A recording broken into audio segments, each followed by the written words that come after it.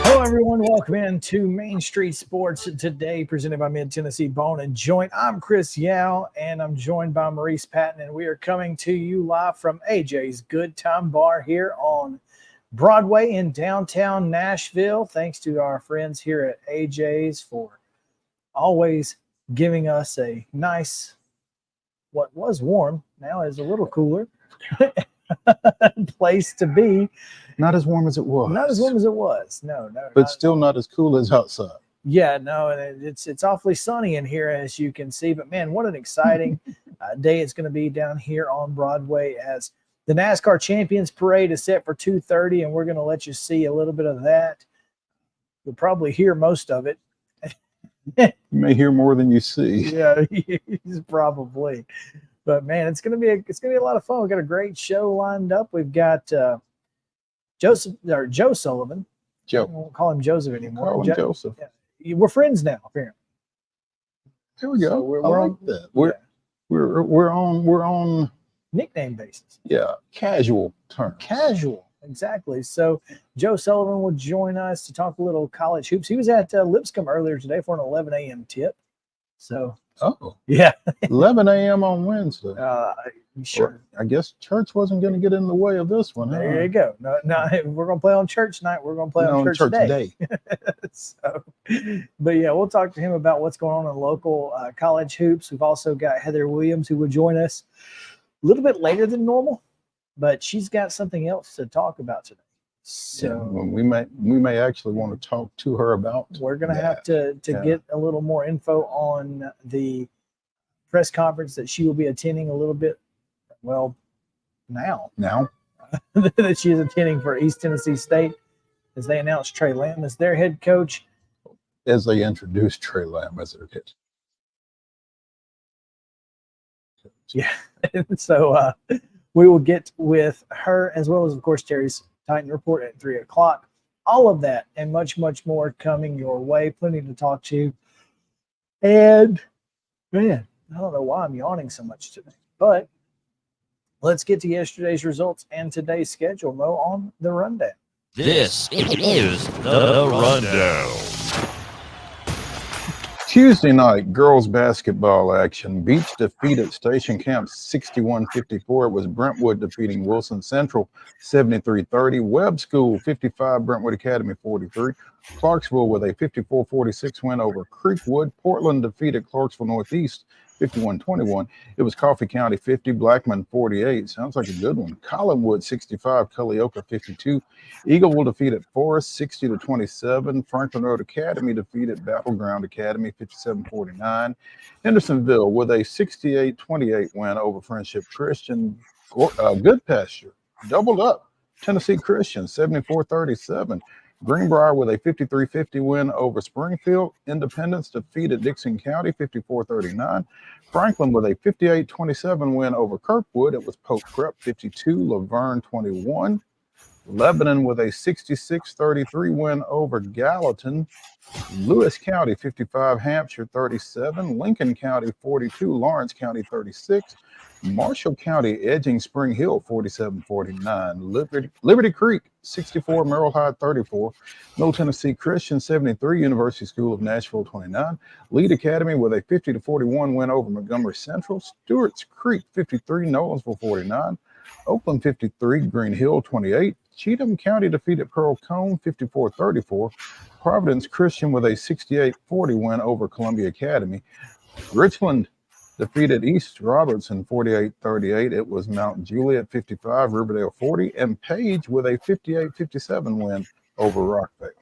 Continuing girls play, Siegel was a 59-32 winner over Centennial. Smyrna Downs Hunters Lane 58-9, and Wayne County with a 43-30 win over Summertown. It was John Overton 65, Valor Collegiate 44.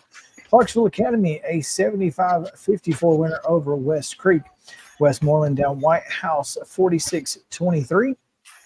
Sycamore 55, White House Heritage 25, and Santa Fe was a 50-15 winner over Zion Christian. Coverage of that one at mainstreetmurray.com. Did you see John Wild's tweet? Mm-mm. He put his belt over his shoulder and put belt.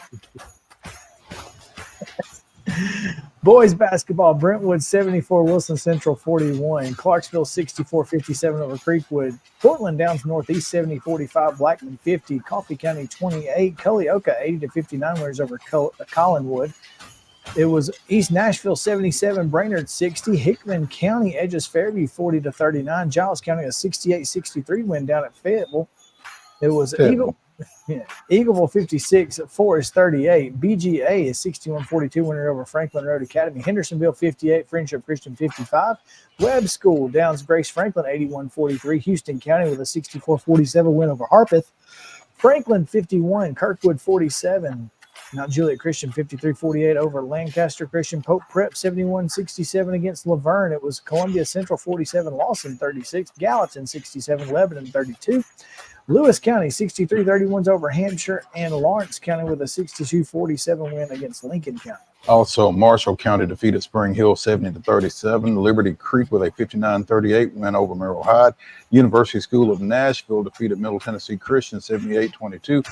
Lead Academy 70, Montgomery Central 55. Nashville Christian 61, Franklin Christian 43.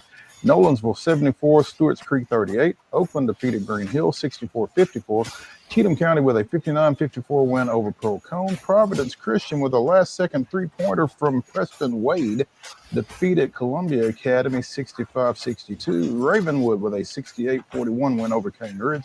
Richland defeated East Robertson 66-53. It was Riverdale 65, Mount Juliet 41.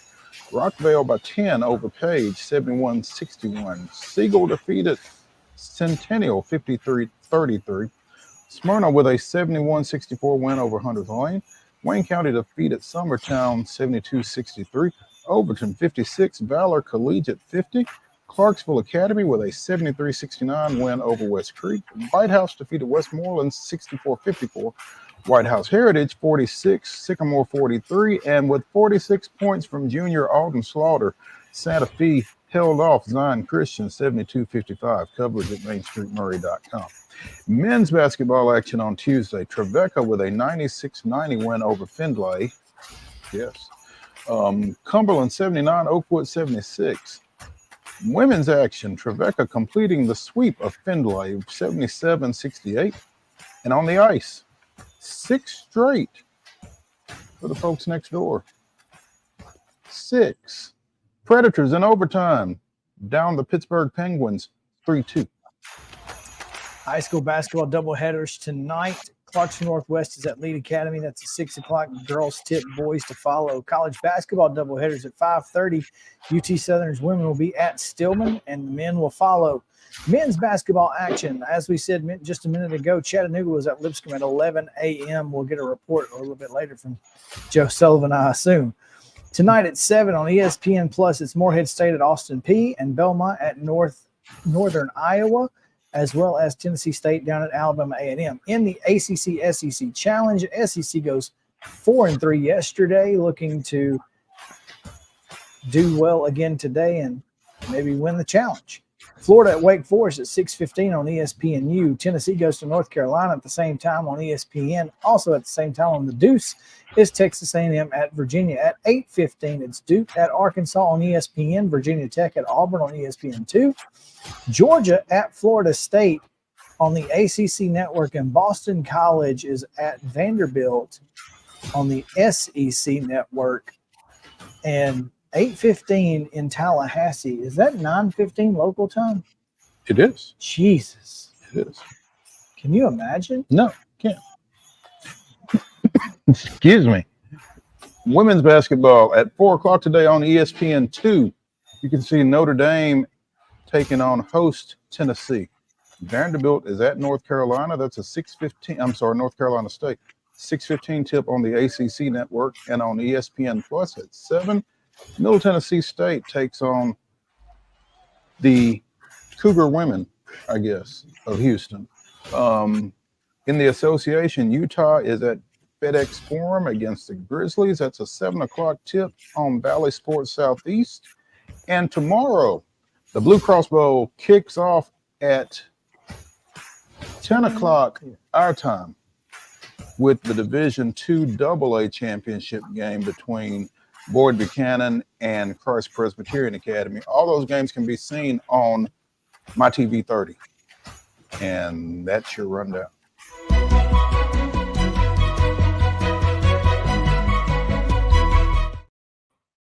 Top stories brought to you by our friends at Piggly Wiggly and Neely's Mill Shopping Center in Columbia. Make sure to go by and see them for your daily lunch specials. They've got cobblers, meats, vegetables, and you can just make it however you want. It's up to you. And of course, they've got daily fresh hand-cut meats as well as great produce and more. All cost plus 10 at the register. That's at Piggly Wiggly and Neely's Mill Shopping Center in Columbia. Top story is first, the TSWA, Tennessee Sports Writers Association's Players of the Week. Jordan Sears, a junior guard at UT Martin, averaged 30 and a half points in a pair of UT Martin games. Scored a career-high 34 with 7 assists in a 105-103 double overtime win over North Alabama. Before scoring 27 points in the Skyhawks' 94-71 win over Chicago State. So, again, 30 and a half points, 4.5 boards, 4.5 assists, 1.5 steals in a pair of UT Martin victories. He was also named the OVC's Player of the Week. Go figure. On the women's side, Vanderbilt guard Jordan Cambridge averaged 20 points, 8.5 rebounds, 3 assists, and 4.5 steals in a pair of Vanderbilt wins out at the South Point Thanksgiving shootout in Vegas. Had a 12-point, 11-rebound effort against Iowa State. Scored a career-high 28 points with 7 steals and 6 boards against Northern Iowa. Set a personal best with 11 made field goals and tied a personal best with 5 threes. For the year, Jordan's averaging 14.7 points, 8 boards. So congratulations to Jordan Sears and Jordan Cambridge, Tennessee Sports Writers Association's men's and women's Players of the Week. Yes, congratulations to the Jordans. Yes. Well, Jordan and Jordan, D-Y-N. Either way. For Miss Cambridge, but yes. Oh, yeah, of course, because we have to spell our kids' names. Well, I know, but it's not wrong. Trust me. They're just being creative. It's okay. It's fine until you spell it wrong in print. And then it's not fine. It's like, well, it was just a J in the scorebook, ma'am. I'm sorry. There you go. Oh, man. Well, let's continue with our top story action here. Last night, college football playoff rankings come out. It was, in fact, Georgia 1, Michigan 2, Washington 3, and Florida State 4. Number 5, the Oregon Ducks. Number 6, Ohio State. So Oregon's the best one-loss team.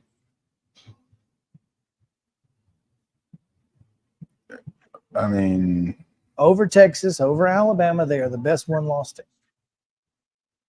I'd throw a dart, and I don't know.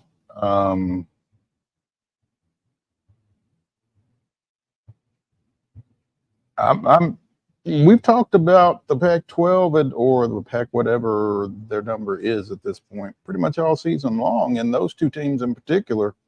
I mean, I don't have an issue with it. I wouldn't have had an issue with, other than Alabama, I don't think I would have had an issue with any of these other three teams being, 5, Oregon, Ohio State, or Texas. Because you couldn't have Texas there ahead of, you couldn't have Alabama there ahead of Texas, excuse me. But other than that. Here's my thing, okay? So you've had Washington ranked 5 and Oregon ranked 6 up until this week. Well, until last week. I guess Washington moved into the 4th spot over Florida State. But they've been 5 and 6 in all but the last ranking. Michigan has been 1 or 3. And so obviously Alabama lost to Texas. It doesn't add up. If Oregon's loss was to a team you think is worse than the team that Ohio State lost to, how are they behind them? Similar losing fashion, on the road field goal. And yes, I know it was 6 points for Michigan, but it was still, they kicked the field goal just because they had to. If they would have been able to run the clock out, it would have been a field goal game, but they couldn't. So if this is the pecking order, if it's Michigan, Washington, Texas, how is it not Ohio State, Oregon, Alabama? I don't have an answer for you. The committee makes no sense to me. Because, again, Georgia wasn't number 1 in the first rankings. Nobody lost, but Georgia bumped up because of a win that they had over Ole Miss. So now nobody lost. Michigan beats the number 2 or 3 team in the country, wherever you have them put. You have them at 2, but Michigan doesn't move to 1. It just seems silly. It doesn't seem like there's a lot of consistency here. It's probably not. And so I'm going to tell you what Bill Hancock said, and I want you to tell me whether or not this committee is actually doing what he says. The most deserving is not anything in the committee's lexicon. They are to rank the best teams in order, and that's what they do. So just keep that in mind. I think that's what it says in the book. And I think that Bill Hancock is saying that's what they're supposed to do. I'm telling you that that's not what they're doing.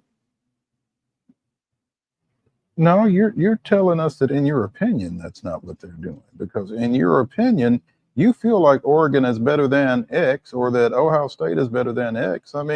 So much of this is subjective. Well, maybe the committee, when they sat down and hammered this out, maybe not everybody felt this way, but this is a consensus. It's a pretty big committee. I can't imagine everybody feels the same way on every team. I understand that. What I'm saying is, based on the results on the field, you've told me that Washington is not one of the best 4 teams in 4 consecutive rankings. What changed? What changed? That's what you're asking. And if something changed, that's And fine. maybe something didn't change for Washington. Maybe something changed for somebody else. I mean, for Ohio State to drop to 6. Look, I'm no Ohio State apologist. I'm just saying that just doesn't make a lot of sense. I mean, I don't know how Ohio State stays in the top 4. No, but I think they should be no lower than 5 based on the way that you have ranked it to this point. People like Jerry Palm, do not envy them at all because they have an impossible job. They can't. You don't know what this committee is going to do week to week. Yeah, it just blows my mind how that's where, you know. And I'm not. And I mean, I wonder if maybe it would do us as a sports talk show no good. But I wonder if maybe they don't just wait until either the week of conference championship games or the week after conference championship games and say, here's our playoff field. Well, and wasn't that, which I mean, it's obviously not going to matter as much next year. Mm-hmm. But wasn't that kind of the point behind waiting till week 8? And yet we still have no consistency. But it's for a shorter period of time, I guess. So I mean, no, they're not bound by preseason rankings necessarily, because you know, obviously you're not going to rank, you know, 6-2 Tennessee in the top 5, right? I mean, just it's not going to happen. No. So they're not bound by those, and I think that's great. But yeah, it probably would be better for the group of 5. Tulane sits at 22. Liberty's at 24. SMU is not ranked. If SMU beats Tulane,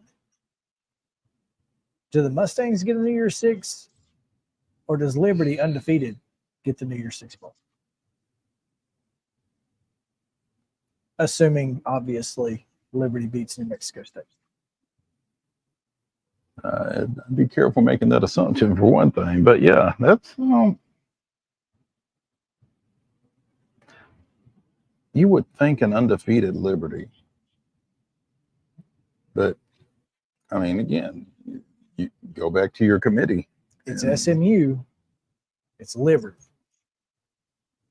It's AAC champion who just beat Tulane, whose only loss was, you know, to Ole Miss without their quarterback. Mm-hmm.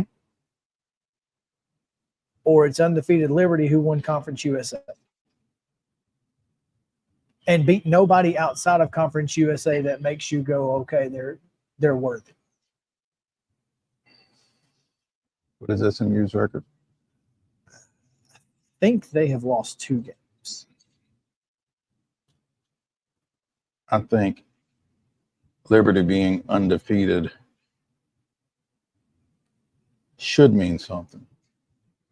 And I get that they're coming up. They lost to TCU and to Oklahoma. TCU loss does them no good. Yeah, that one hurts. Losing to Oklahoma early in the year, September 9th, week 2. You can get over that. Whatever. But TCU, that's tough. That was at TCU. But still. Yeah. I just violated my own guideline. You call them TCU? That's my bad. Yeah. But yeah, I mean, to me, I think it's hard to say. And they'll catch some flack for Conference USA. But I just feel like some money. I feel like you can't penalize a team necessarily for once you get to that point. All they can play is who you put in front of. All they can do is play who's in front. So. That's right. Would be some money for MTSU to replenish that rainy day fund. The rainy day fund needs replenishing. It does, in fact, and we'll talk about it on the other side of the break, as we've got some names that we think might be interesting to you and to anyone else who might listen. Christmas order. The newly open MTSU football coaching job. So stick around. Main Street Sports Today, live from AJ's Good Time Bar, and the Lee Company studio is back in just a moment.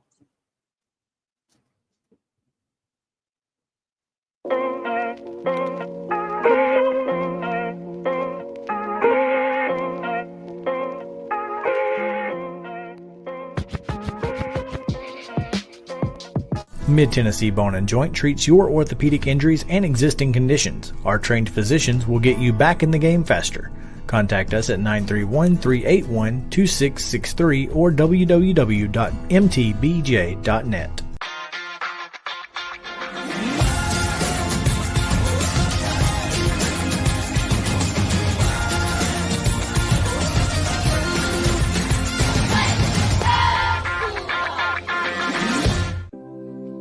Custom Stone Handlers supplies over 600 distributors and suppliers with quality stone products. Along with River Stone, we produce and distribute over 100 building, landscape, and other bulk products. Our goal is to provide quality products, service, and partnerships to ensure our customers' success. We firmly believe that the measure of any person or company is how they treat other people and customers. Give them a call at 931-490-4990 or visit CustomStonehandlers.com. Mockingbird Title and Escrow is an attorney-owned and operated full-service title company in Middle Tennessee. We get your deals closed without worry and fuss. We're a family business that offers the highest level of expertise in our industry when it comes to closing and funding your real estate transactions. And it's a job I really love. I'm passionate about this. I'm enthusiastic about this. I like to think we're pretty well-rounded and can deal with a wide range of needs and a wide range of clients. Call 615-274-8698 today. With Lee Company technology, the best handymen are hands-off. Lee Company techs have been using visual findings and other smart technology tools for years to add transparency and virtually take customers along. You see what we see, whether we're in a crawl space or on a roof. With Lee Company, technology helps us help you, no matter what's happening in the world or at your house. Piggly Wiggly, located in Neely's Mill Shopping Center, is Columbia's locally owned and operated Cost Plus 10 grocery store dedicated to serving the community with low prices and smiling faces. Piggly Wiggly offers fresh, hand-cut meats daily as well as daily hot plate lunches from their deli counter. You're certain to see smiling faces and a helping hand when you're here at Piggly Wiggly. Come by and check out our fresh produce, high-quality meats, and more. Down home, down the street, we'll see you at the Pig. Mid-Tennessee Bone and Joint has been the official sports medicine provider for Murray County Schools for more than 40 years. We specialize in orthopedic service, and our Ortho Quick Walk-In Clinic lets you bypass the ER. Visit us online at www.mtbj.net.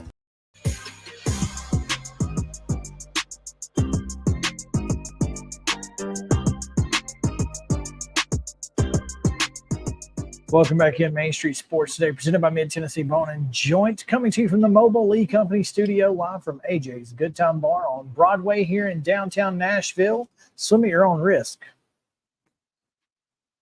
No lifeguard. Lifeguard on beer break. Very good. It's a good time. It's a good time. Welcome to Lake Winnipesaukee. You can swing through there, Chris. Lake Winnie. Here later this week. We'll be down in chat. I don't think. Yeah, we do love Lake Winnie.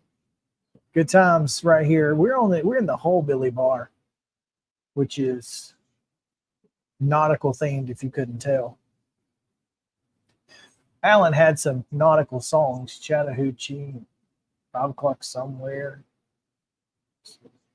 Had a lot of good songs with nautical themes. Aquapalooza. Oh, that was fun. That was an element. That looks like it might have been fun. Just drive your boat up, watch content. Pretty good deal. Anyway, having a good time here as the sun has finally gone off of the Regions building and out of my eyeballs. So that's good. Glad that's happening. That's a Kenny Chesney song, right? When the sun goes down. The sun goes down. Yeah. Uncle Cracker. The other nautical country music. Yeah, there we go. Let's talk a little college football. Obviously, we've talked ad nauseum. MTSU's football coaching job is open. Who's going to take the job? Who's going to get offered the job? That is the Who question. wants the job? Who wants the job? I don't know, but there are some names out there that,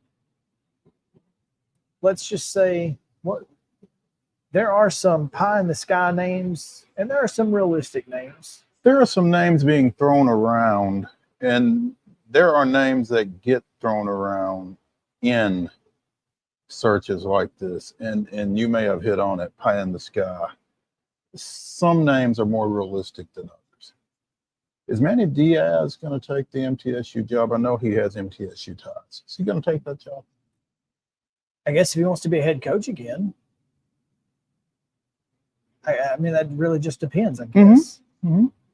You know, I mean, once you are, don't you want to be? Or do you want to be in Conference USA and in a bus league versus, Power 5 and all the things that come with that as a coach / coordinator? Is Gene Chizik going to take this job? Defensive coordinator. I don't know that I'd want Gene Chizik to have the job. His name has come up. It has. It's been on a couple lists that I've seen. Mm-hmm. I don't think it's a great job. I don't think it's a great fit hire. Mm-hmm. I mean, North Carolina's defense hasn't been very good since he's been there. He wasn't a great head coach sans Cam Newton, so I just don't know. I mean, 5-19, maybe his record is what it says he is.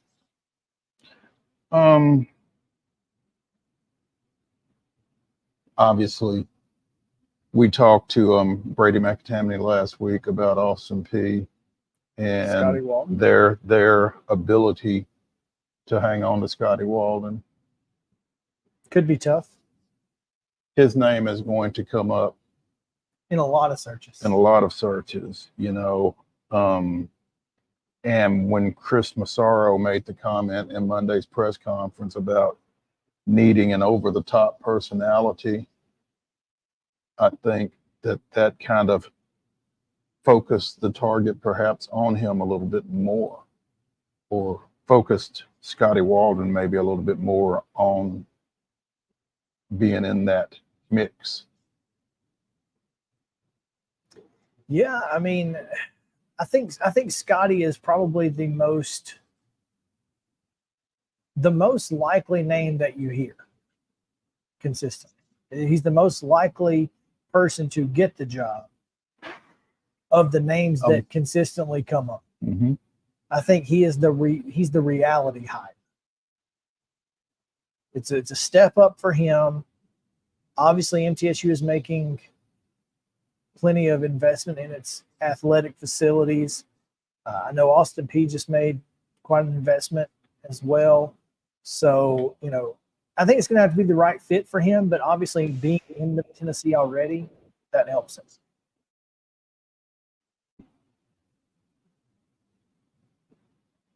We've mentioned some names amongst ourselves. Some Dearman. jokingly, some more seriously than others. But I mean, Brent Dearman at North Alabama.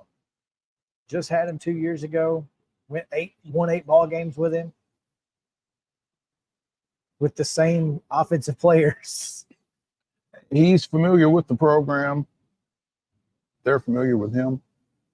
Is that a plus or a minus? Maybe some of those names that enter the transfer portal come back out with a guy that they're familiar with. It's more than that now. Elijah Mitchell went in yesterday, the wide receiver that probably dropped what could have been the nail in Jack State's coffin. But other than that, had a great year. I mean, great wide receiver. He's in the portal. There's just more names are just piling in.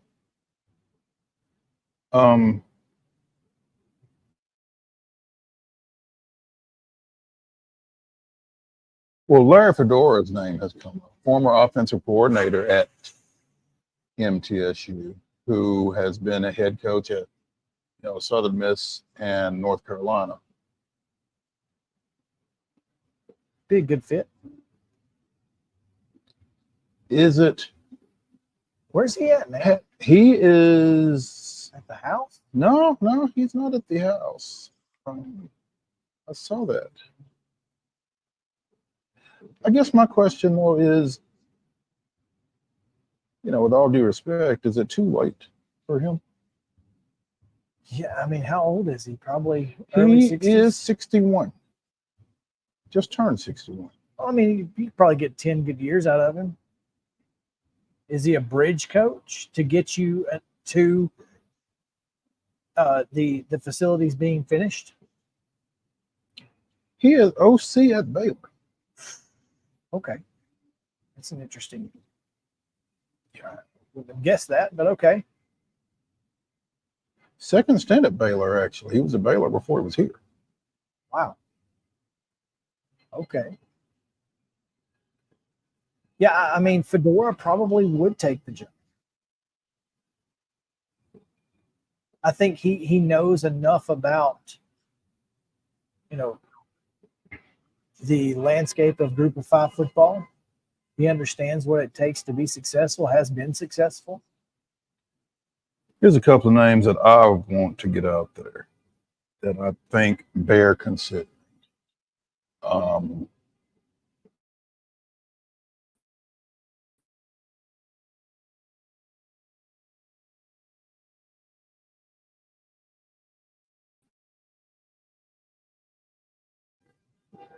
There we Justin, if we go off, just go to the parade.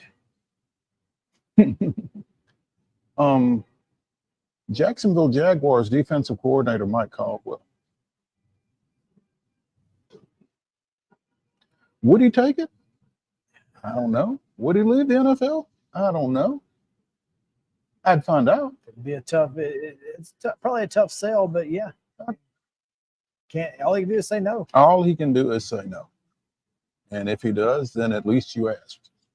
But if you don't ask, you don't know. And similarly speaking, Tampa Bay defensive line coach Casey Rogers, who was a former assistant at MTSU. He's from Humboldt, played at UT. A lot of area familiarity, a lot of name familiarity. Again, would he come from the NFL? I don't know, but I'd find out. I like it. So, I mean, I think you got to make the phone call. you've got to make the phone call. So, Chris Massaro has a tough job ahead of him, but I don't think it's going to be as tough as it has to be. It doesn't have to it be doesn't tough. have to be. I mean, you want to make the right decision, and from that standpoint, it's tough. But I think you have plenty of quality candidates. There are more It's people just out a there who matter want of the job than you identifying think. them. Yes. So, Let's take a look at that parade that is outside currently.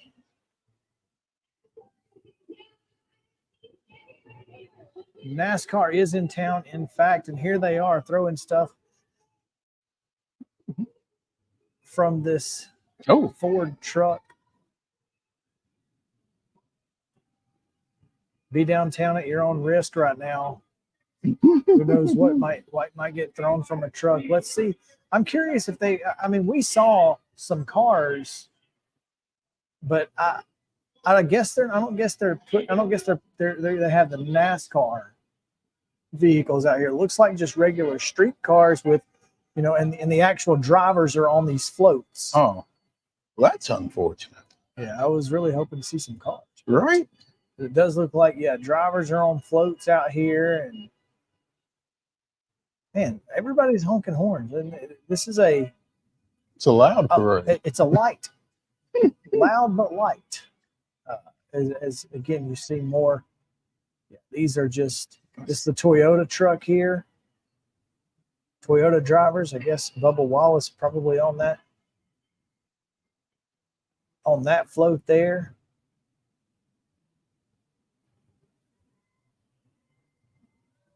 Folks Couldn't tell standing in what the that back of was. pickup trucks. Throwing Stuff into in the dumpsters. It's a great shot. If that was the goal. Surely that wasn't the goal.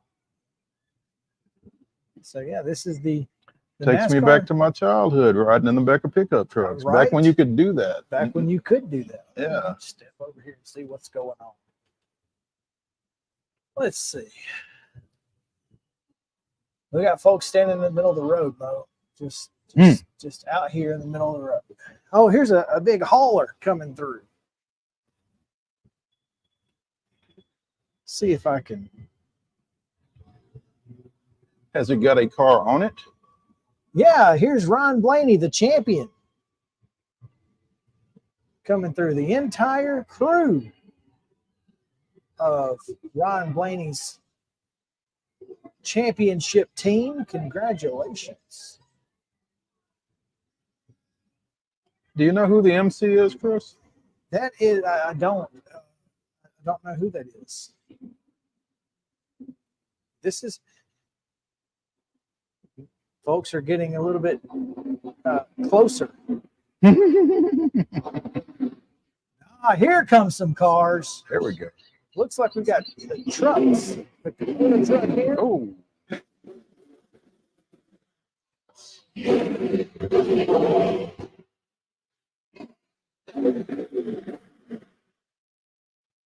Yes, those are cars. There's Ron Blaney's number 12 Menard's car.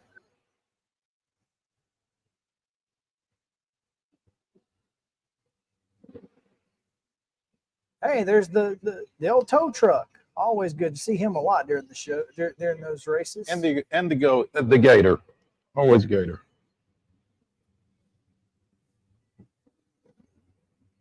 Now we've got folks crossing the street here. That may be the end. No, here comes some more. What have we got here? More Gator. No, that is that that it? appears to be the end of the Champions Parade, which, I mean, I guess the champion Is was that the Champions Parade or the Champion. Champion Parade? well, I guess I guess we did see the truck champion. I don't know who it is, but we saw him. So there's that. All right. All right, there you go. The NASCAR Champion Parade. Yeah.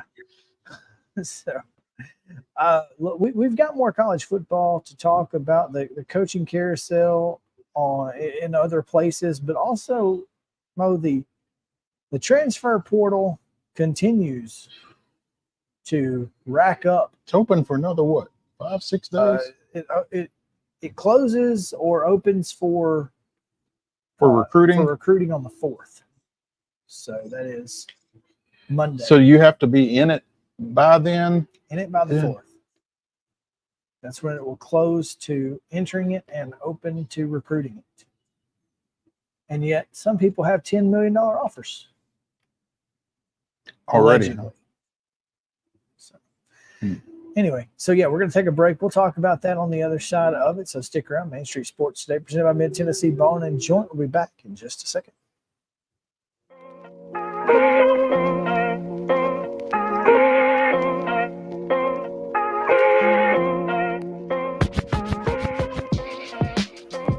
Mid-Tennessee Bone and Joint treats your orthopedic injuries and existing conditions. Our trained physicians will get you back in the game faster. Contact us at 931-381-2663 or www.mtbj.net. With Lee Company technology, the best handymen are hands-off. Lee Company techs have been using visual findings and other smart technology tools for years to add transparency and virtually take customers along. You see what we see, whether we're in a crawl space or on a roof. With Lee Company, technology helps us help you, no matter what's happening in the world or at your house. Jones & Lang Sporting Goods here in Columbia has been outfitting teams, officials, and anybody else from T-ball to college for 50-plus years. Be sure and check them out at 931-388-8060 or online at jonesandlang.com. Jones & Lang Sporting Goods, the look of a winner. Zion Christian Academy, zioneagles.org or 931-388-5731. You can schedule your appointment. Go tour their campus. It is beautiful over there, and you're definitely going to want to see it. Again, it's zioneagles.org. Give them a call, 931-388-5731, and schedule your tour today. Mockingbird Title and Escrow is an attorney-owned and operated full-service title company in Middle Tennessee. We get your deals closed without worry and fuss. We're a family business that offers the highest level of expertise in our industry when it comes to closing and funding your real estate transactions. And it's a job I really love. I'm passionate about this. I'm enthusiastic about this. I like to think we're pretty well rounded and can deal with a wide range of needs and a wide range of clients. Call 615-274-8698 today. Mid-Tennessee Bone and Joint has been the official sports medicine provider for Murray County Schools for more than 40 years. We specialize in orthopedic service, and our Ortho Quick Walk-In Clinic lets you bypass the ER. Visit us online at www.mtbj.net.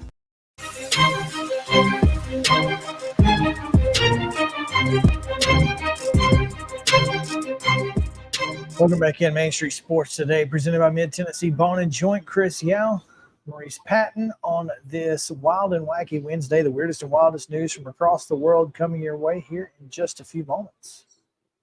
But first, we continue with the college football coaching carousel, which we mentioned briefly yesterday that Syracuse had hired its guy, Fran Brown, former defensive backs coach and co-defensive coordinator for Georgia. I wonder if he's former or if he's going to continue with them through the postseason. How do you? Well, I mean, you've seen it. And yeah, but with the transfer portal, and like we said, it opens on December 4th. How? You got to hire some assistants to recruit it for you? yes, you got to make some moves pretty quick. But, Well, here's the good thing. Georgia's not going to be playing football until at least December 31st. So he's going to have some time to make some phone calls, maybe visit some mamas, stuff like that. But I gotta feel like Will Muschamp is going to be the defensive coordinator for this game. Whatever game Georgia plays next after the SEC championship game, Will Muschamp will be the defensive coordinator. Won't be no coach. Fran may be coaching, he may be helping, but it's Muschamp's defense to call, and probably will be going forward. So. will officially be announced at a press conference on December 4th per the release of Syracuse. Oh, December 4th, huh? That will presumably allow for Brown to remain with the Bulldogs through the SEC championship game this weekend. That's from SaturdayDownSouth.com. Go. So he will at least be with them.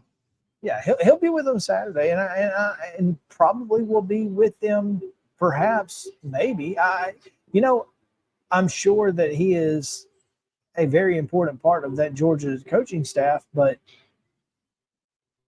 if this is your first head coaching job, I feel like you need to pour everything into it you can to make sure you get off on the right foot, right? Well, what you're saying makes sense.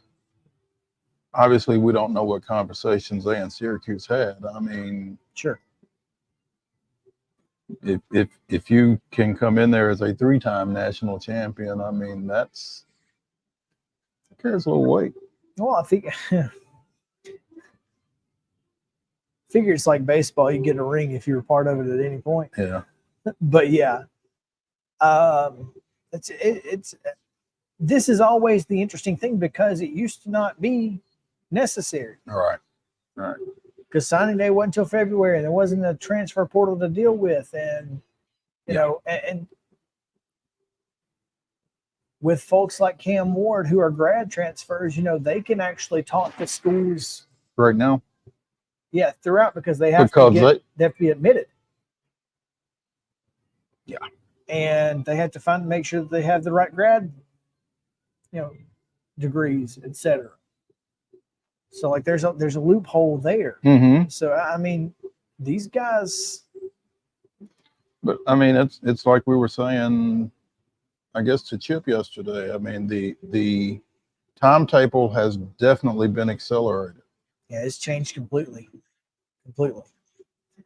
Other coaches that have been hired, Jonathan Smith from Oregon State will now be at Michigan State. for 7 years at $52.85 million. That's 7+ per year. Well, that's less than the last guy. Yeah, but they may or may not still be on the hook for the last guy too, depending on how that goes. I still think they're going to pay him something. So, But the CBS calls him the perfect hire. I find it interesting that an Oregon State guy, a former quarterback for the Beavers, would leave Oregon State at this moment. Which I know you can stay too long. I get all of that. But well, not only can you stay too long, but you don't know what Oregon State's future is either. Yeah, but that's your school. Don't you want to see them through that? I mean, if you have any type of Apparently not. I mean, you can stay too long. I understand that, but jeez, I don't know. You can stay too long. I mean, if Jonathan Smith goes 5-7 against Mountain 4-8 the next couple of years, but they're going to be playing Mountain West teams. Okay. If Jonathan Smith goes 7-5, 5-7 the next couple of years against Mountain West teams. I mean, because you're going to be going against Mountain West teams, which is going to have an impact on your recruiting as well. Because can Oregon State get the same guys now that they're going to be playing Mountain West teams that they were able to get when they were saying we're playing UCLA and USC and Washington and Oregon? Can you get the same guys now? You know, I don't know. I don't know that matters as much anymore, because it used to be that, you know, you wanted to play against USC because that meant you were going to get to be on TV. Well, hell, everybody's on TV. You might have to go look for it. But everybody's on TV. And so it's interesting, but I mean, bottom line though, no, I don't blame anybody for going at this point. I mean, I posted something on Facebook the other day about Tom Allen getting fired at Indiana. The most recent cautionary tape. You got to go. I think. I mean,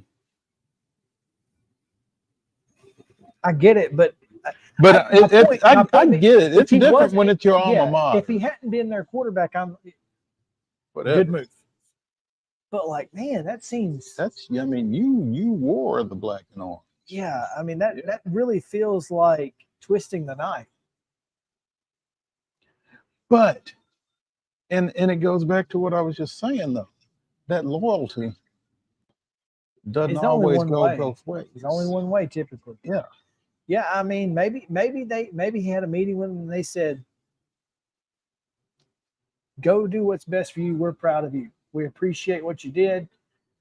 And if that's, you know, if you feel like go make life-changing money for you and your family. Yeah. You know, you can always come home whenever. And so maybe that was the conversation they had. Oregon State promoted defensive coordinator Trent Bray. Now, is that permanent or is that interim? That's permanent. Okay. Bray was the interim coach at Nebraska as they transitioned from Mike Riley to Scott Frost, which is kind of funny. Mike Riley, who is a name, doesn't have a job. I mean, he does, but not in college. How old is he? Old. That's what I thought. He coached at Oregon State, didn't he? Okay. That's where he made his hay. Mm-hmm. Is at Oregon State. So maybe Riley comes back on that staff and maybe helps him out. I don't know, but there's continuity, but it's also a guy who's never been a head coach before. Mike Riley, coach of the New Jersey Generals. Like I said, has a job, just not in college. Goodness.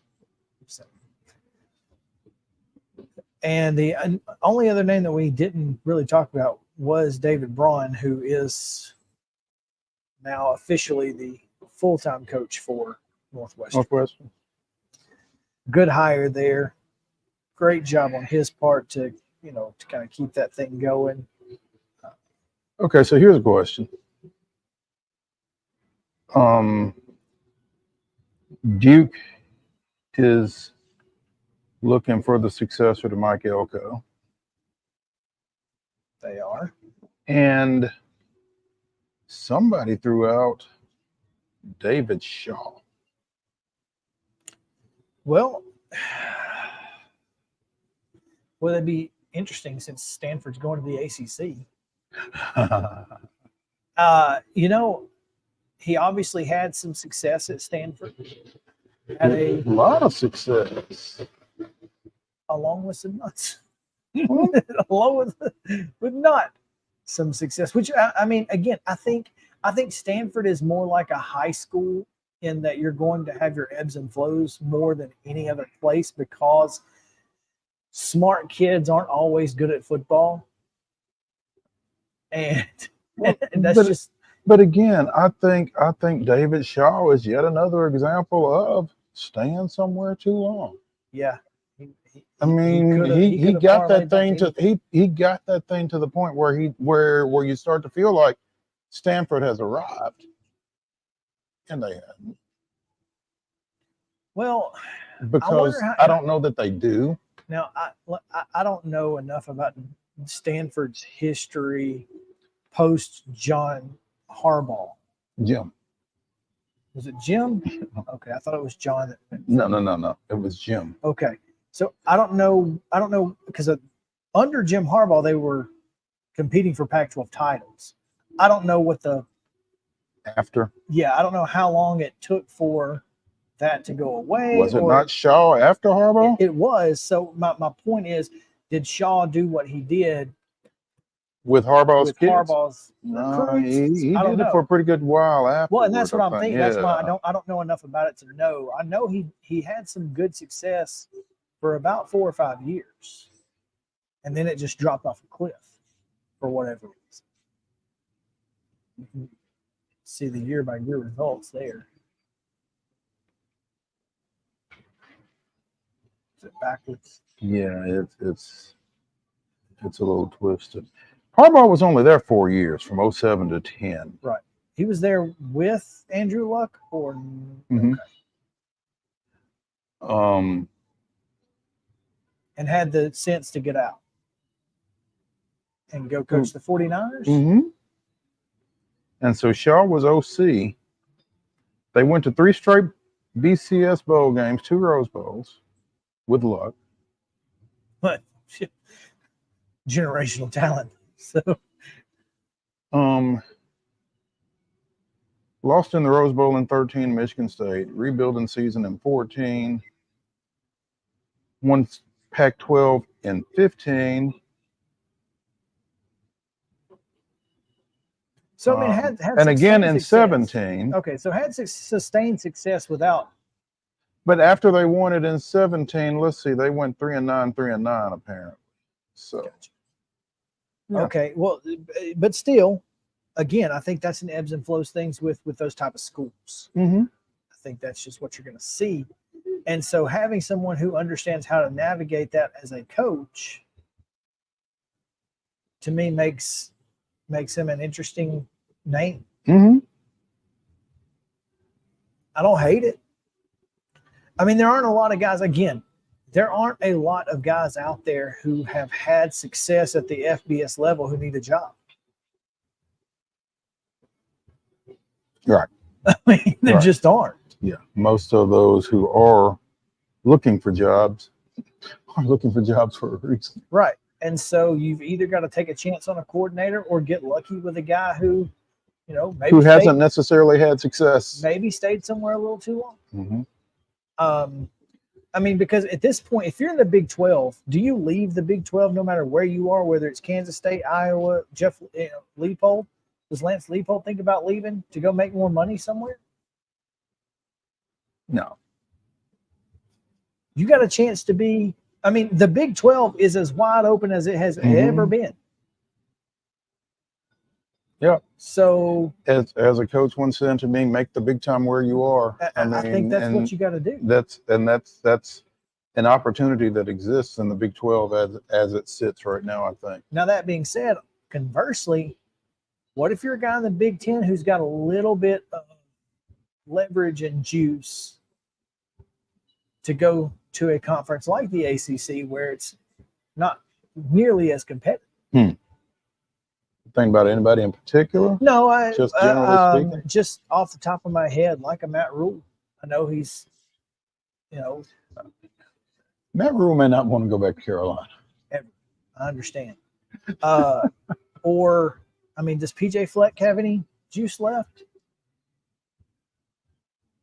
He's not as hot as he was, that's Right. for sure. Brett Bielema at Illinois? And I'm not saying necessarily for Duke. I'm just saying, Generally speaking, if you're a coach in the Big Ten, now's the time to go to a different conference. somewhere where things may be a little easier. Yeah. No. Big 12 or ACC. Not SEC. Kurt Signetti at JMU. That's a name. 62. Didn't realize Yeah, that. he's old. So, That would be an interesting hire as well. I don't know. Whoever it is, they've got their choice of quarterback in the portal. No matter where you go, you've got portal quarterback choices. There's plenty of them, and we don't have time to talk about them because there's 47 you said? at least, Probably more. including KJ Jefferson. Who knew he Who had? I didn't even realize he had any more eligibility. I thought he was done. I did too. But I guess he said after Bobby Petrino came as OC that he is done in Fayetteville. there. Yeah. So All right, well, we'll take a break. When we come back, Terry's on the line with the Titans report. Stick around.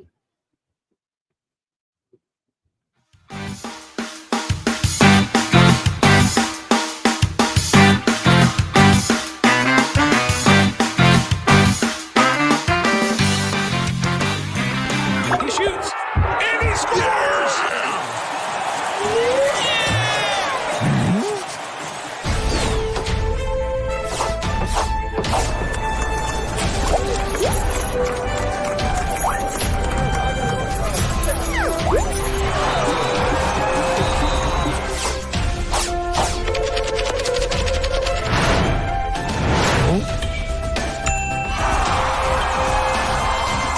It's time for Christmas for Kids November 20th at the Ryman Auditorium. This year's lineup includes Shenandoah, Phil Vassar, Chapel Hart, Michaela Lane, and Hunter Girl for over 40 years. Christmas for Kids has given the joy of Christmas to thousands of Middle Tennessee children. Christmas for Kids would like to thank their great sponsors. Tickets are on sale now. Visit Ryman.com to get your tickets. We will see you November 20th at the Ryman.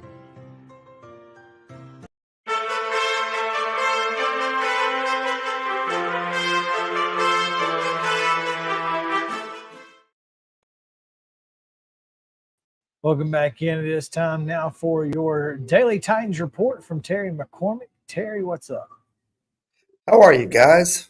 It is your Daily Titans report, and it's powered by Zen Sports as always. Some good news in Titans camp today. Guess who was back on the practice field? Traylon Burks.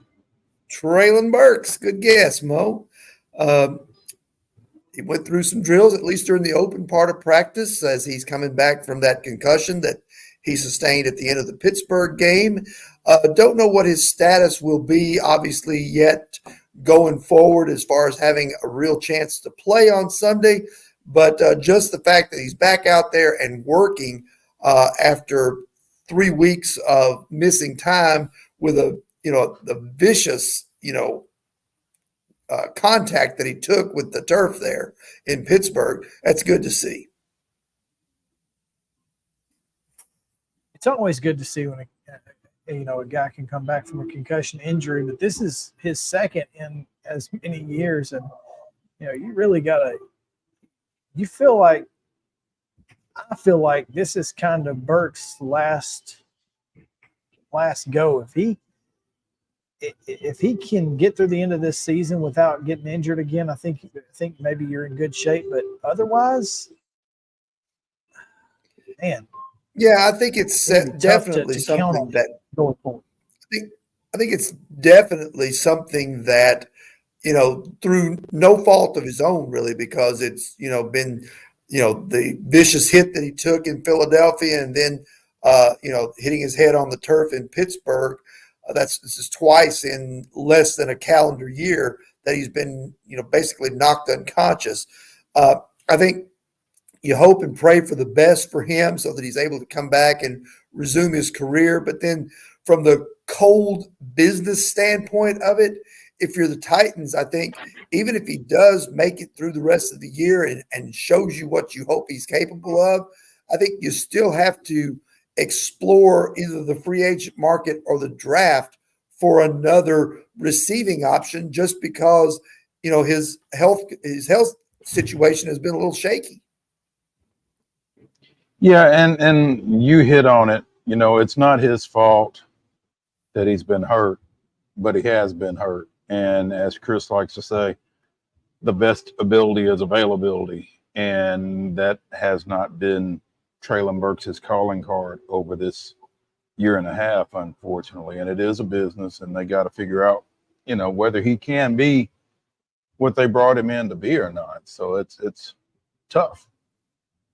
It's very true. And I would paint Kyle Phillips with that same brush too, with as much time as he's missed over his first couple of seasons. He's healthy and he's making some contributions now, but that's another guy that until I see him out there week after week after week and bringing me something to the table offensively, I got to think that that's another situation where maybe a slot receiver is something that they have to look at in the offseason as well as a guy playing on the outside. Having to deal with wide receivers not what you want to be doing right now. You got a lot more questions that need to be answered, and maybe Kyle Phillips is gonna. I think he and Will Levis have shown that Phillips has the ability to be that important guy for him in the slot, but you still got to have one more, and I don't know who that is. I mean, I don't know if Colton Dowell is capable of playing the slot, or if he's just an outside guy, or if he's not even got a chance on this team. I don't know. Seems interesting. Yeah. Well, I know, in terms of the draft, I know people are saying that it's a pretty deep wide receiver group, and certainly there's a potential generational talent in Marvin Harrison Jr. at the top of the draft. I don't know that they're going to be in position draft slot wise to be able to get up to get him, because right now they would be picking 10th and he's going to be long gone by that point. But there are some interesting names that are in free agency this year in terms of wide receiver. There's T. Higgins. There's Michael Pittman of the Colts. There's Mike Evans, who's got a little age on him, but still a very productive receiver down in Tampa Bay. Heck, there's Jawan Jennings, who Rand Carthen should know really well from their time in San Francisco together. So, those are just four of the names out there, ranging from, guys who can be a potential number one for you to guys who can come in and play a role for you. And so I think with some of that cap space, I definitely think they will address the receiver position this offseason, guys. Got some options. They do, in fact, have options. So I'll be curious to see where Rand spends in free agency versus what he attempts to draft. I think you're right. It's a deep wide receiver draft. So, I mean, there are guys out there, but, anytime you can get a guy who's proven to be capable at this level, it's a lot better. Sure. Absolutely it is. And I think, when you're talking about rebuilding this roster, I think you have to get most of the line from the draft. I think, Skoronski looks like a building block. You're now seeing if Duncan can at least be a serviceable left tackle, if not a swing tackle for you long term. And then, other than that, there's probably not a lot in free agency that's going to be at the tackle position. That's how you wound up with Andre Dillard this year, because there wasn't a lot available and you had a need there. But centers and guards, you can kind of fill in. I mean, Think about it. They brought Ben Jones in as a free agent a few years ago, and that worked out pretty well for them. So centers and guards you can find in free agency, but tackles especially, you got to hit on those in the draft. Well, hopefully Jalen Duncan is one more we've hit. Tell us about Zen Sports, Terry. All right. Zen Sports is always a hit, guys. And our partner Zen Sports is excited to launch their new introductory promotion available to all new customers in Tennessee, the No Danger First Wager. When you sign up for a Zen Sports account, you will receive up to a $1,000 No Danger First Wager. When you place your first bet in Zen Sports with up to plus 500 odds, you can be reimbursed for the amount of your bet up to a $1,000 bet minimum. Or maximum, I should say, within 24 hours if the bet loses. Plus, Zen Sports has launched a new VIP program for the premier bettors of Tennessee. If you think you might qualify, listen up. Zen Sports is hosting a VIP tailgate and game experience this Sunday, December 3rd from 9 a.m. to noon for the Titans-Colts game. That means food catered by a renowned chef, unlimited booze, and a private room for bet placing and mingling with fellow VIPs. The VIP program is by invite only, so if you feel that your Zen Sports play qualifies for VIP consideration, please check out the program details and apply at zensports.com/VIP. No other sportsbook will offer you a premier sports betting experience with 24/7 top-tier customer support and bigger and better action than Zen Sports. So what are you waiting for? Get going and download their app at zensports.com today. Zen Sports, betting just got better. Gambling problem? Call 1-800-889-9789. Terms and conditions apply. Must be 21 and older and in Tennessee to bet.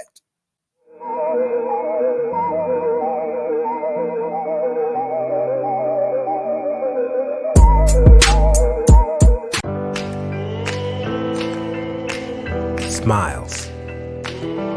These are the healthy smiles of real Delta Dental members. Folks with access to the nation's largest network of dentists and low-deductible plans with 100% preventive care coverage, all backed by over 65 years of expertise.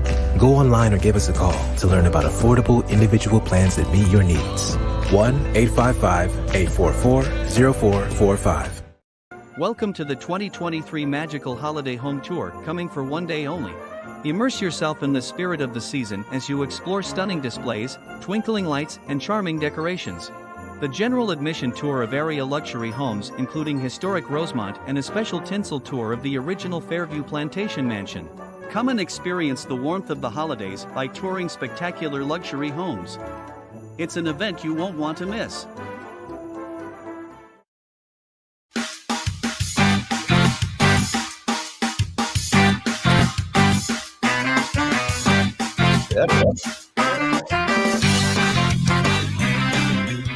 Welcome back in Main Street Sports Today, presented by Mid-Tennessee Bone and Joint. Chris Yao, Mo Patton. Mo, before we get to our next guest, which will be very shortly, hopefully,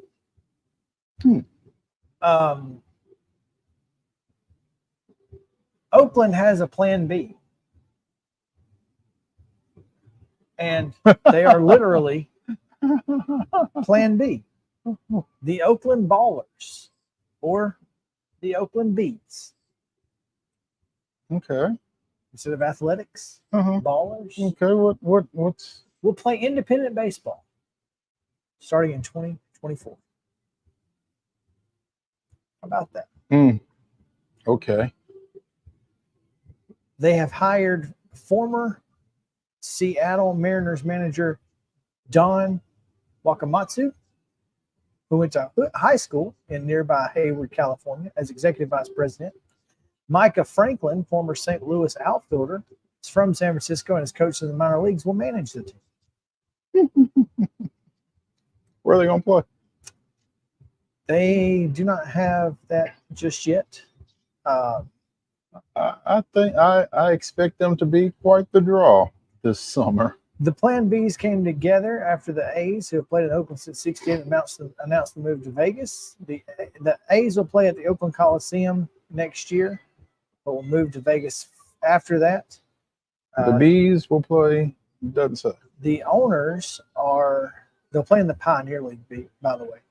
Paul Friedman and Brian Carmel didn't want to wait for the A's to leave the East Bay to know it would have a professional baseball. So during discussions to create the team, they made it clear they wanted to play in 2024. This is from ESPN.com. We just felt like our hearts had been ripped from our chests, like all East Bay sports fans. Carmel said, Oakland is a city that's seen the Raiders leave town, the Warriors move across town, and there was a lot of chatter that maybe Oakland isn't a pro sports town. We reject that completely. They've raised $2 million to fund operations and expand seating at Laney College, an Oakland junior college where the Bees will play. The Bees. I like it. Mm-hmm. Plan B. Pioneer League teams are part of the. This is part of the group that was axed in the restructuring, but stuck around in indie ball. So this should be interesting. Mm-hmm. We're not here to replace what we lost. We mourn what was lost. What we're here to do is to say there's a tradition in Oakland. We get to continue that. We believe when Oaklanders come together, nothing can stop us. I like it.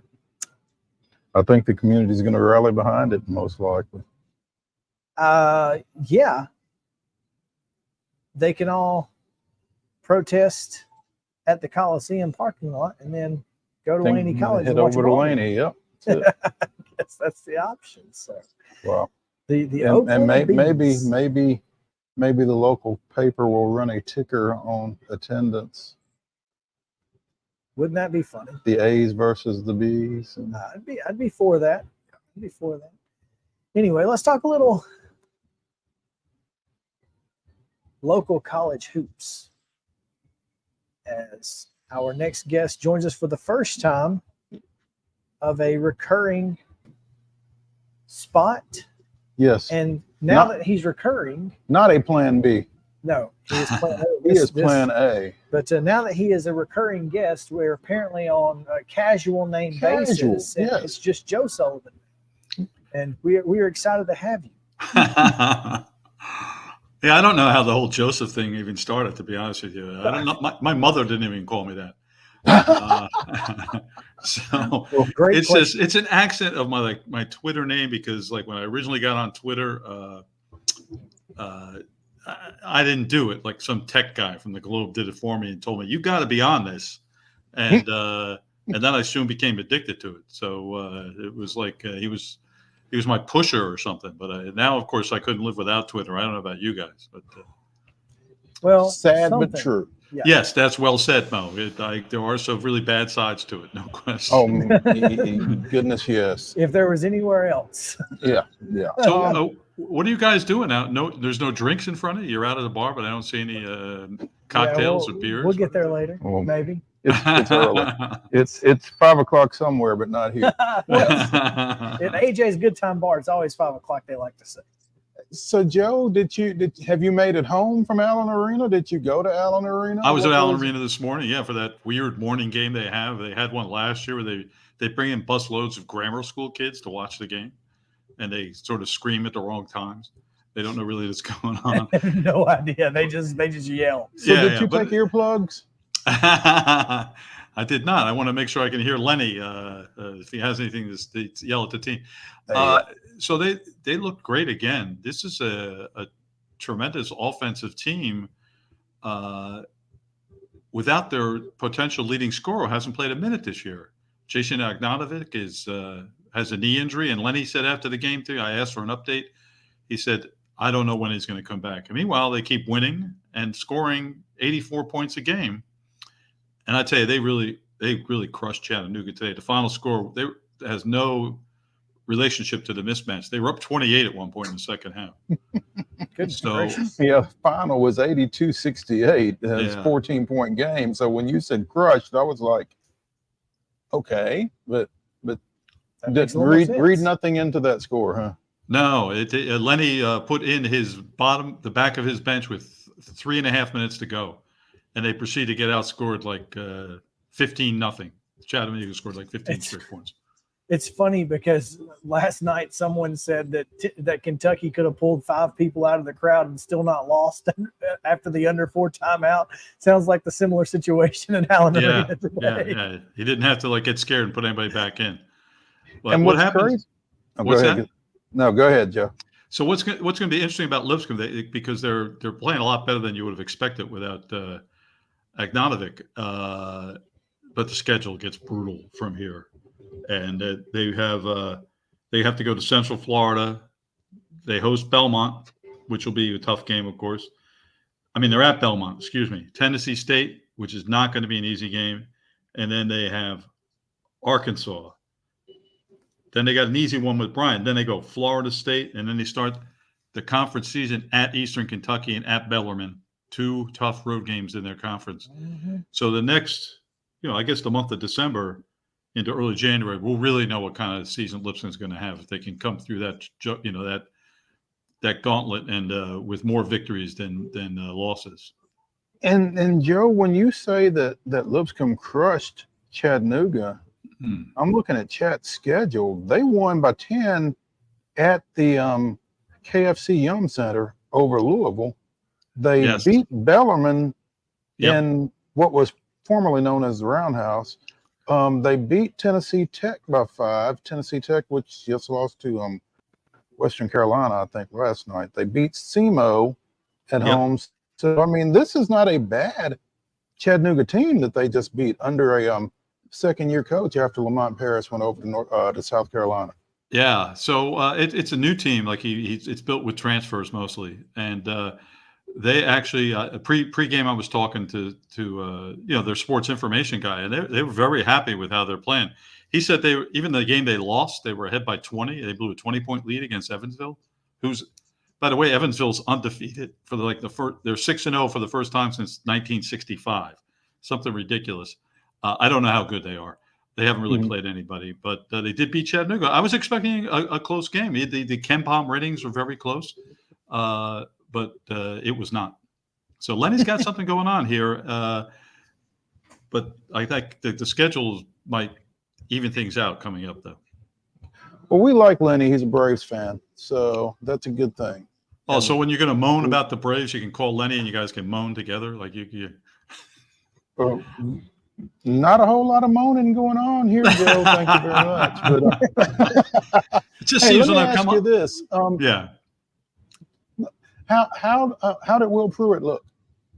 So Will Pruitt played probably the best game I've seen him play. He's such an unselfish, team-oriented kid. I asked him after the game about. I asked him, "Was that the best game you ever played?" I haven't seen all your games. That's the best game I've seen you play. And he goes, "Oh, it was up there." And then we talk about it. He got 16 rebounds as a 6'3" guard. And I asked him about statistics, rebounding statistics. And he goes, "When I look at the statistics, I look at the team ones." I said, which one specifically? He says, shooting percentage, team rebounding. I just want to know about team statistics. So he really is an unselfish player. Lenny says he's just a winner.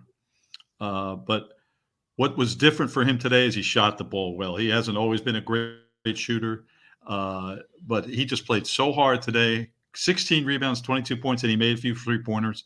He's been around a long time. This is his 4th season. So he might be coming into his own.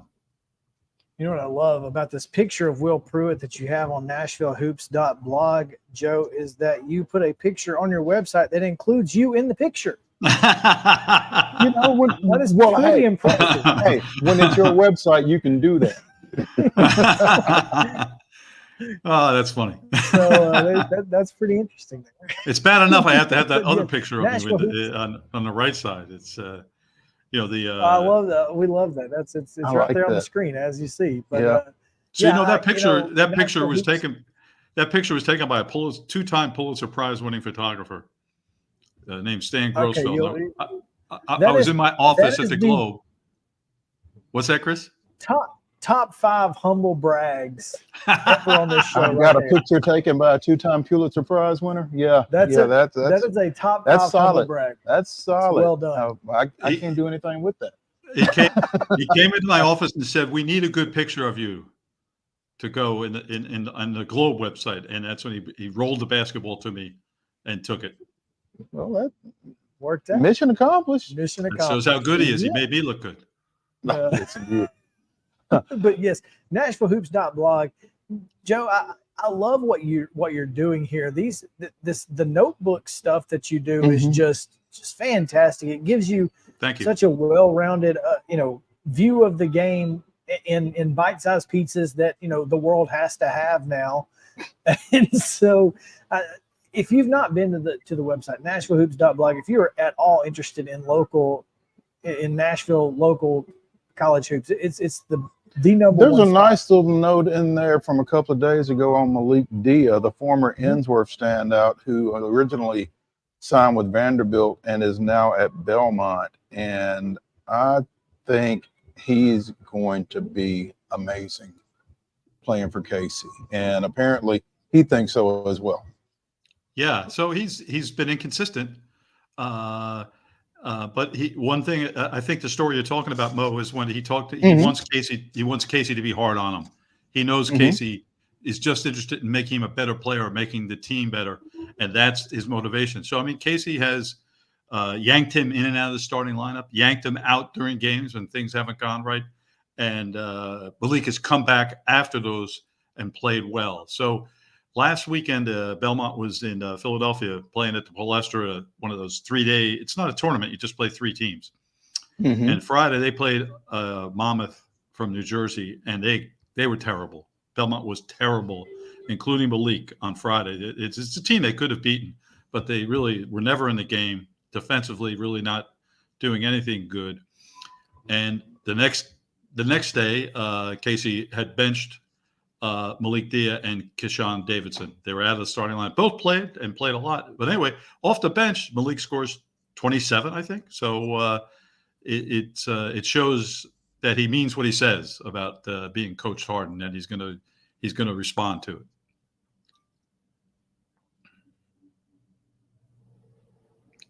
Oh, we froze, did we? Oh no.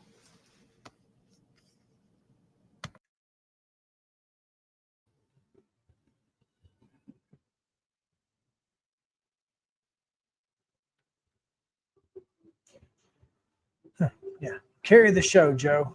Don't take Joe out. We're the ones who are having the issues. Oh, wow. Okay. I just sort of went out and back and came back in. It wasn't you. Yeah, it wasn't you. It was us.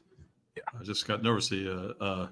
Good. Well, no, I'm glad you guys are back on. We can't do without you guys. I know. Just carry the show. You can do it. Just started going my monologue about Belmont basketball. Yeah, exactly. But so Keyshawn and Malik were sat. Yes. Keyshawn's having a weird season. I have a working theory that fifth-year COVID players can often be disappointing. And he's starting to help me support that theory because this is his 5th season, and he's not playing well, and that's why he was replaced. I mean, he was 2 for 13, I believe, over the weekend in that tournament in 3 games. Something looks wrong with his shot, and I mean, he's still a smart player. He's a good guard, but he's got to. If Belmont's going to be good, they need him to be good. They don't have enough depth to support to replace his type of play, which he can be good. We've seen it. We saw it at Tennessee Tech, and we saw it at Belmont last year from him. He's played better when he was injured last year than he has played so far this season. So I wonder what is the basis for that theory outside of just eye test? I mean, do you think? Yeah, I don't have it empirically proven, but it just sure. But I mean, is it because kids are bored? Are they perhaps maybe it's run its course? Experience? But I tell you that we have the examples locally. Asan Asajula came back for a 6th year with Lipscomb last year, and he had the worst season that he'd had in years. He was really not much at all. And then you had the group of 4 at Belmont 2 years ago that were there for a 5th year, and their season just went downhill as the season went on. When they started the season, I said, "Boy, this could be a really maybe Sweet 16 good team with all these veteran guys." And then they couldn't make a shot after that, and they just slowly the season just went nowhere. So those are my 2 examples, and then Keyshawn Davidson shaping up as the 3rd one. It's interesting. Well, hopefully he will come along and disprove you at some point. But Yeah, I'm right. I hope so. Joe Sullivan of NashvilleHoops.blog joining us here on Main Street Sports today. Joe, we appreciate it, man, and look forward to seeing you again next Wednesday. I'll be there. Thanks for having me on. I really enjoyed it, and look forward to next Wednesday. Thanks, guys. Thanks. All right, we'll take a break. When we come back, Heather Williams joins us, talk a little NASCAR. So stick around. A little more NASCAR. Talked enough a little bit earlier, but yeah, plenty of news around the sport today. So stick around. Main Street Sports Today is presented by Mid-Tennessee Bone and Joint. We're back in just a moment.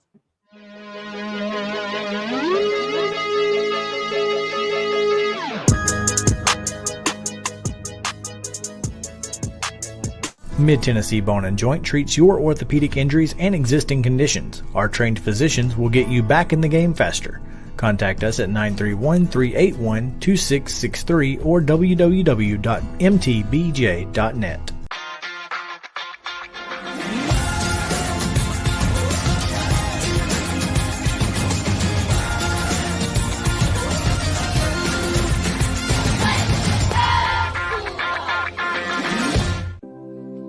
Custom Stone Handler supplies over 600 distributors and suppliers with quality stone products. Along with River Stone, we produce and distribute over 100 building, landscape, and other bulk products.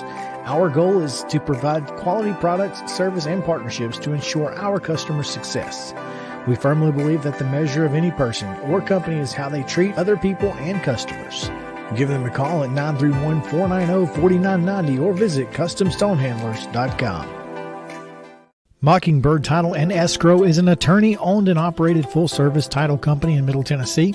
We get your deals closed without worry and fuss. We're a family business that offers the highest level of expertise in our industry when it comes to closing and funding your real estate transactions. And it's a job I really love. I'm passionate about this. I'm enthusiastic about this. I like to think we're pretty well-rounded and can deal with a wide range of needs and a wide range of clients. Call 615-274-8698 today. With Lee Company technology, the best handymen are hands-off. Lee Company techs have been using visual findings and other smart technology tools for years to add transparency and virtually take customers along. You see what we see, whether we're in a crawl space or on a roof. With Lee Company, technology helps us help you, no matter what's happening in the world or at your house. Piggly Wiggly, located in Neely's Mill Shopping Center, is Columbia's locally owned and operated Cost Plus 10 grocery store dedicated to serving the community with low prices and smiling faces.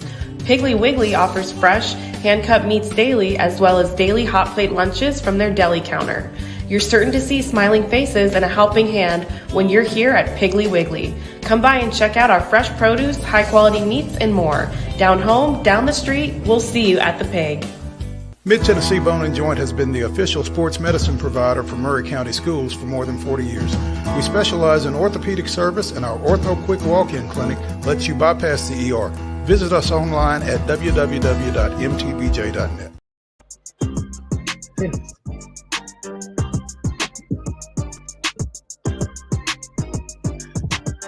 Welcome back in Main Street Sports Today. It's presented by Mid-Tennessee Bone and Joint. We're in the Mobile Lee Company studio today here in downtown Nashville on Broadway as we look out and see the Batman building, the Regions building, Life and Casualties back there somewhere. Can't see it anymore because there's a building between us. But, you know, it is a beautiful day here in downtown Nashville, and the NASCAR Champions Parade.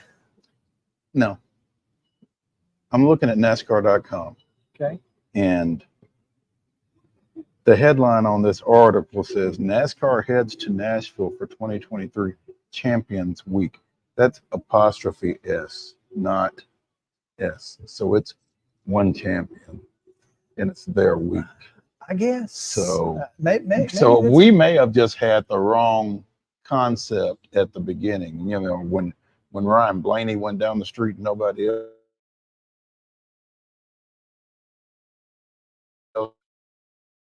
You're right. It is a singular apostrophe S. Champion, one champion. So They're weak. there you go. There shouldn't be no apostrophe if it's more than one, I guess. But I Well, guess champion week? Yeah. No, it's the week of the champion. Champions Exactly. possess it. Exactly. So Heather Williams joins us now to talk a little bit about NASCAR. And she's not joining us from No, she's not Nashville. here. We're very sad. She is in Johnson. She is in Johnson City, apparently. Yeah. I am. Can you tell? Yeah, wrapped up. Nice. Yeah, nice framing there. Yeah. So I wasn't in Nashville yet. yeah, all right. So tell us what you've been doing, Heather. Well, ETSU hired their new head football coach. They actually made the hire on Monday, but they had their official introductory press conference that just wrapped up about 20 minutes ago. It's Trey Lamb, Tennessee Tech alum, Calhoun, Georgia native, has been coaching the last 4 years at Gardner-Webb, took them to back-to-back NCAA tournament appearances in FCS, and he is now the new head man of the Bucks. Just 34 years old, one of the youngest coaches in Division I football. Which means he was 30 when he got Gardner-Webb. Yeah. Wow. Yes, and I covered. And he remembers me, which just means I'm old. At least he remembers you. He does remember. I'm sorry. Who are you? Right. Anyway, so we are obviously here in Nashville, and you will be here later this evening. So we'll try not to keep you too long so you can get on the road, I guess. But Champions Week is really interesting. Obviously, they give out all of their awards and that sort of thing. But this is, what is in store for Nashvillians who want to be involved? Well, obviously, you've got all the events that are going on today. There's our public events, the Champions Parade. They had something called NASCAR House, and I'm not exactly sure what that is because I'm not up there right now. But I think they're going to have various drivers coming through and public downtown. That'll be the big stuff for the fans to get to be interactive with. All that will be today. Tomorrow they'll have media availability with the drivers in the morning, and then the banquet at night, and they will replay that banquet for people that can afford tickets, the normal people, on the Peacock app on Saturday night, I believe. Sunday night, you're right. Mm-hmm. Yeah. So that celebration will take place at the Music City Center over our shoulder here. Where we parked. Yeah. They'll have a red carpet, guys will talk to red carpets, everybody all be all dressed up. And then they'll go in and have it is Champions Week apostrophe S, because really this is about the Cup Series champions. They will have the Truck and Xfinity Series champions on hand, and they will make brief remarks, but really this banquet is about the Cup Series. So we're celebrating Ryan Blaney. This is definitely his week, and just based on the season that he had, he deserves it. This article says the Champions Parade will be held the same day on Broadway Street from 2:30 to 3:30. That obviously not written in Nashville. Broadway Street. I think you guys froze up, but yeah, you think coming to Nashville for as long as NASCAR has, that they would they get that right by now. Yeah, one would think. That's okay. Yeah, we forgive them. Some news around NASCAR. A new driver for RFK announced earlier today. David Reagan. Yeah, David Reagan, right? Yeah, I mean he's been a Roush guy forever, right? I mean he drove when he was a full-time driver for Roush, so it makes sense. He's a great speedway driver. He's going to drive just a handful of races, including Daytona 500. And David's driven or attempted to make the Daytona 500 pretty much every year since he officially retired as a full-time a full-time driver. So it makes sense. He's familiar with the organization. He obviously is familiar with Chris Buescher because they were teammates at one point at Roush. So no big surprise in that announcement. And I think David will do a good job. He always did in Roush Equipment. I'm intrigued because David Reagan will be driving the number 60 buildsubmarines.com Ford. And so I had to go to the buildsubmarines.com website. Can we just, can you order it like in a kit? You can.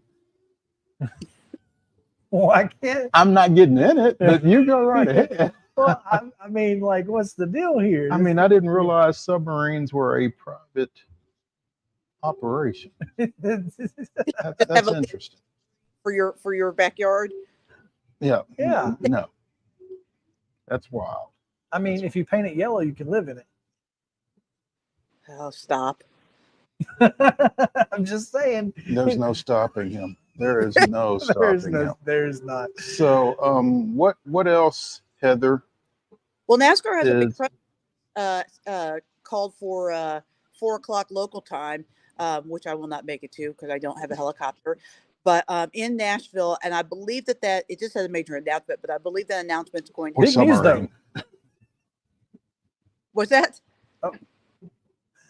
He said you didn't have a submarine either. No, I don't. But I don't know that would get me from Johnson City to Nashville very well. Probably not. I believe that's going to have to do with their television rights.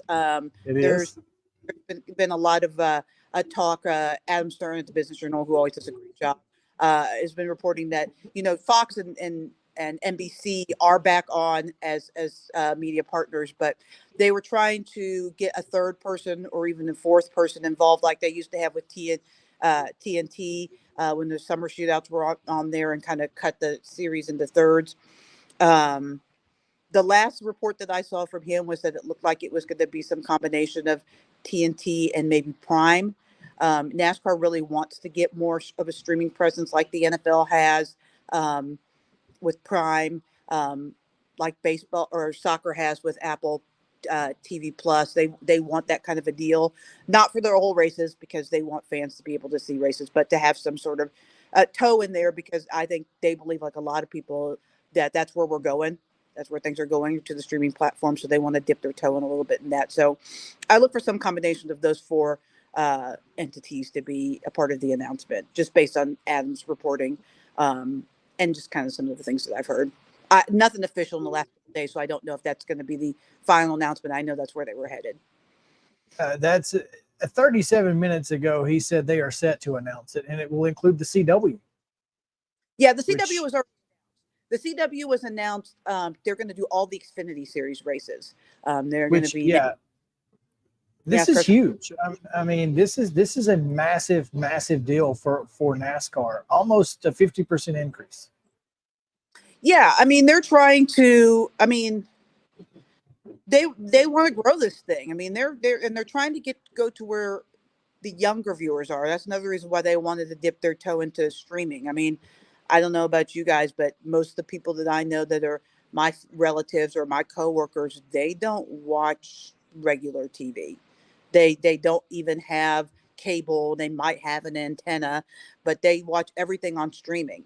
So by dipping into specifically the streaming stuff, I think that they're trying to grow this thing. They're trying to find new fans. They've got a big Netflix series, kind of like Drive to Survive. NASCAR's done several of them, including way before Drive to Survive, but just based on the popularity specifically on Netflix of that stuff, they've got one planned for the spring leading up to the Daytona 500, I guess really the winter, on last year's championship run. So this is all about growing the sport. I mean, NASCAR has a very loyal fan base, but we're getting old, so they've got to find new fans. I don't know where Break Hard blog is getting his information. It's probably from the Sports Business Journal, but I don't have a subscription to the Sports Business Journal, so I'm just going to use Break Hard's at Break Hard blog's tweet here. The deal runs 25 to 31, 7.7 billion total, which includes Xfinity CW deal. Fox will get the first 14, Amazon Prime the next 5, TNT and Max the next 5, which allows for the streaming option. And then NBC has the final 14. Amazon will carry Cup practice and qualifying for the first 19 minus the 500. Max and True TV will carry Cup practice qualifying for the remainder of the season, and the trucks will stay on Fox through 2024. That all makes sense. I mean, I always kind of felt like that. One of the things that was very hard for me to understand when I started following the sport is why people cared so much about qualifying and practice. I mean, nobody sits up there and watches for hours and hours on end every week Titans practice, right? It's just a weird thing that's like unique to NASCAR and motorsports, but even more so NASCAR than IndyCar or F1. Outside of the Indy 500, Carb Day and those kind of things are a big deal. It's qualifying day, but so I feel like putting those on the streaming service is a no-brainer because you can actually provide more coverage in a less restrictive way than you would on terrestrial TV. It's at the same place every time. One of the problems that NASCAR's run into in recent years because of inventory is practices bouncing around. It's on F1, it's on Fox. So this week it's on USA. It's just bouncing. So it'll be a place where drivers and fans and those kind of people know where it's going to be every week and they'll be able to find it. Should be interesting. You're right. I mean, I would probably watch at least some Titans practice if it were on television, but like week after week after week. Not to the degree that people watch NASCAR practicing. It's very weird, but people watch it, so they put it on television, I guess. So anyway, if you show it, they will watch. There you go. Heather, always good to see you again, and we look forward to more NASCAR news along the way, and we will talk to you when that news breaks. Sounds good, guys. Thanks, Heather. All right, we'll take a quick break. When we come back, we're going to pick tomorrow's 3 games, and then we're going to have Wild and Wacky Wednesday. So stick around.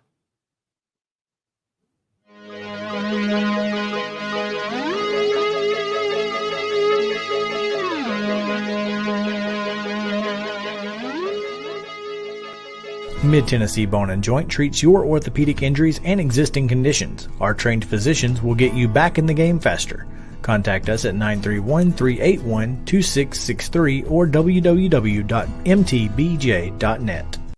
With Lee Company technology, the best handymen are hands-off. Lee Company techs have been using visual findings and other smart technology tools for years to add transparency and virtually take customers along.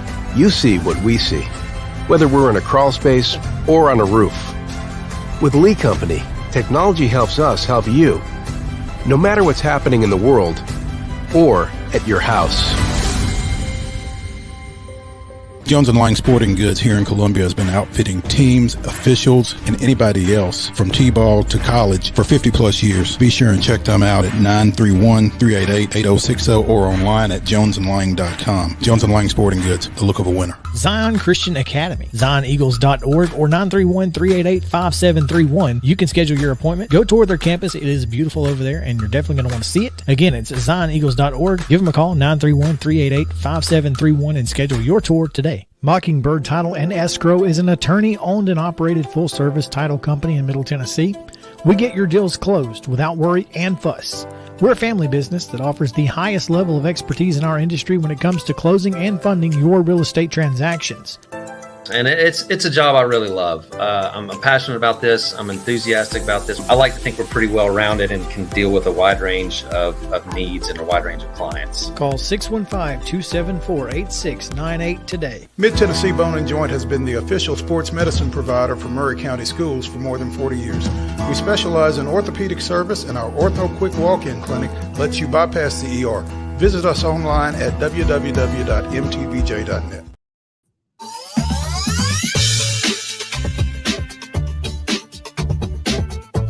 Final segment here from Broadway in downtown Nashville as we look out the window to see a crane, the official bird of Nashville.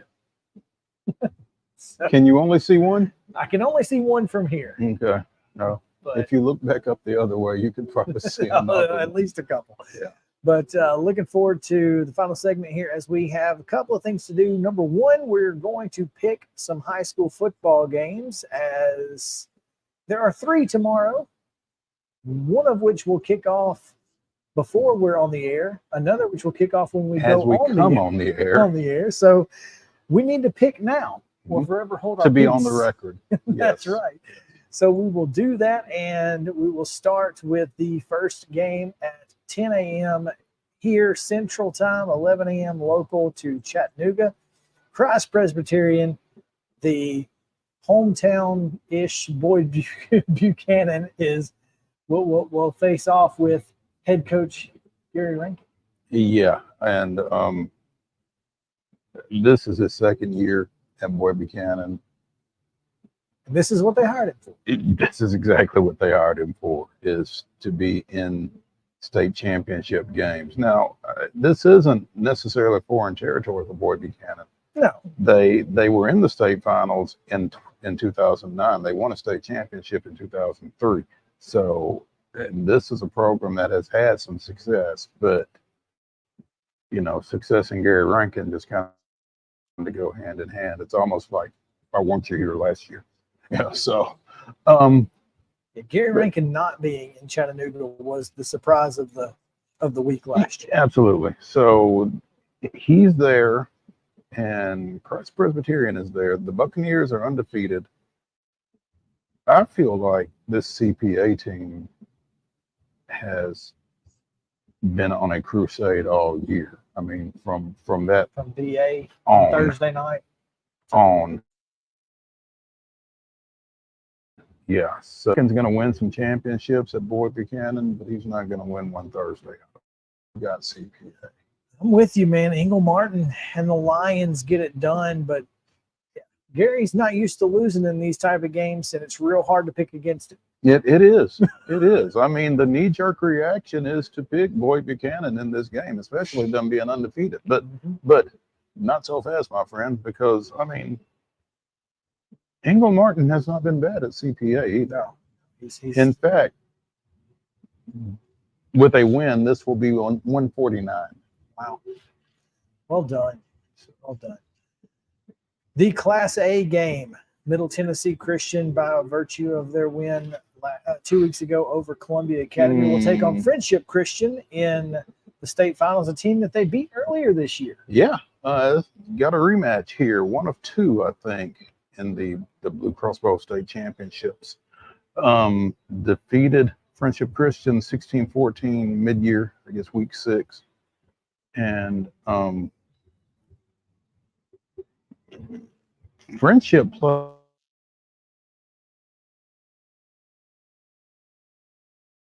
played quite the schedule loss against East Robertson. So the Commanders have played a tough schedule. Middle Tennessee Christian 11-1. Their only loss was down at South Pittsburgh, 18-6. So a Blue Cross Bowl participant. This is going to be a sneaky good ball. Well, maybe not even sneaky good. It's going to be a good ball game. I'm really excited to see Tyson Walcott, the Mr. Football finalist for Friendship Christian. 52 touchdowns, 2,792 rushing yards, 71 tackles. Well, and as Tommy Bryan texted me, you'd like this kid. He's a wrestler.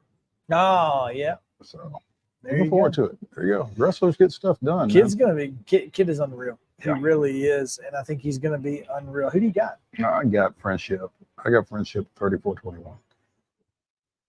If Middle Tennessee Christian gets up early, don't leave. Friendship likes to spot their opponents some points. Yeah, they do. I mean, they were down, 14-0 to Columbia Academy, came back and won 42-21. They were down 14-0 to Nashville Christian 2 weeks ago. And came back and won 56-14. Yeah, so don't leave. They're just getting warmed up. As Chip Curry would like to say, they're going to give you a finish. So So I too have the Crusaders. I think the moment's going to be a little bit too big for MTCS. That's They've kind of not what been I'm there. thinking. Friendship has. I think that's the difference. Is the moment's going to be a little bit too big, and so Friendship gets it done. All right. Don't even know why they're playing this somewhere else. Just play it where they play it. It's Macaulay and Baylor. You can get a few more people in. Exactly. Macaulay, Baylor, the finale in Class 3A, or I'm sorry, Division II Class 3. There we go. Baylor won back in week 7 when they played. Won by 34-31. I think Macaulay gets even here. Macaulay that was the first loss by Macaulay in the last 8 games. Macaulay had won 7 straight. It's funny because I picked first on our staff pick 'em. Mm-hmm. And I picked Macaulay because I thought everyone else would see that Baylor won earlier and pick Baylor. So that did not happen. Everybody but one person picked Baylor. You're picked not Macaulay. the only person doing your homework, big Well, boy. I was hoping that I was going to be on the other side of that. Macaulay, though, I think does get it done. I believe so. Yeah. All right, it's time now for the weirdest and wildest news from across the world on Wild and Wacky, and we're going to turn it over to Mo for this one. He's got a couple of stories to bring to our attention. Scrolling through Twitter as I am wont to do. There's a headline today on Keep. And what would Wild and Wacky be without a Florida input? Florida woman allegedly stabs boyfriend in eye with rabies needle after accusing him of looking at other women. Can't be doing that. A 44-year-old woman was arrested in Miami after stabbing her boyfriend in the eye with what police termed a rabies needle. Sandra Jimenez allegedly jumped on top of her boyfriend of 8 years at their home on Saturday night and stabbed him in the eye. According to an arrest report obtained by People, Jimenez allegedly used what the arrest report referred to as a rabies needle that the couple had in the house for their dogs to stab her boyfriend, piercing his right eyelid. Her boyfriend told police that he was lying on the couch when Jimenez allegedly attacked him and said they had been in an ongoing argument about him looking at other women before they arrived at their shared home. After the alleged attack, Jimenez fled the scene and her boyfriend called the police. He was transported to a hospital and treated for the injury. She was later found sleeping in her car outside the home. She was arrested, taken into custody before being charged with a domestic violence felony for aggravated battery. Stabbed in the eye with a rabies needle. I mean, with a clean needle, it's bad enough. With a rabies needle. Okay. It's like that. It's like that the woman who says stop, who posts on the internet to stop telling women that on the internet that they're beautiful. Tell your wife. And the guy goes and says, honey, women on the internet are beautiful. This is what I feel like happened. Dude. I don't think that's what she meant. I don't think that's what she meant. All right. A little closer.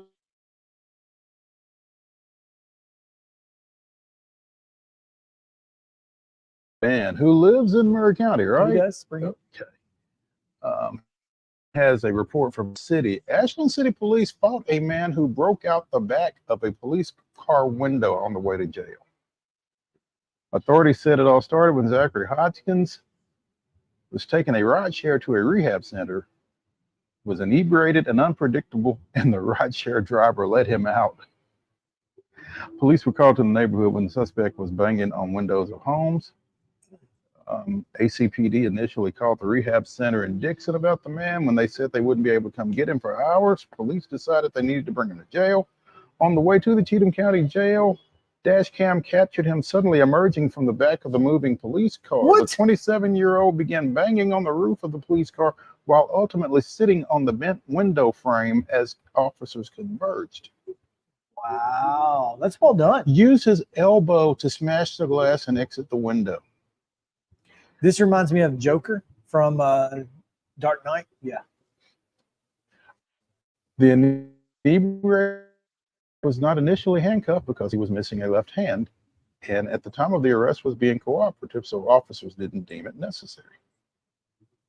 Hodkins is over 6 feet tall and a former college athlete. Rest of the story. Spent time at Ravenwood, was a walk-on at Florida as a basketball player. If you look him up on Google, there's some pretty impressive video of him as a basketball player.